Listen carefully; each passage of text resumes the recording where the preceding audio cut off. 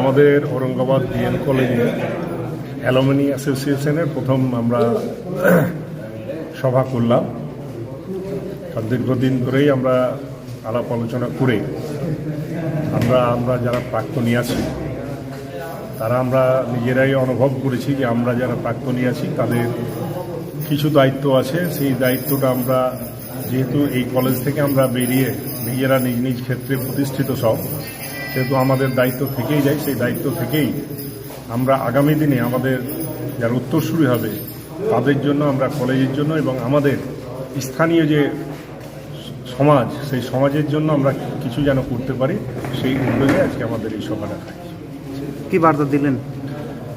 বার্তা বলতে আমরা যেটা বললাম যে আগামী দিনে আমাদের এই যে অ্যালুমিনি অ্যাসোসিয়েশন সেটা আরও বৃহৎ আকার ধারণ করবে। তার জন্য আমাদের যারা সকলেই উপস্থিত হয়েছেন, আমাদের প্রাক্তনী সকলকেই দায়িত্ব নেওয়ার জন্য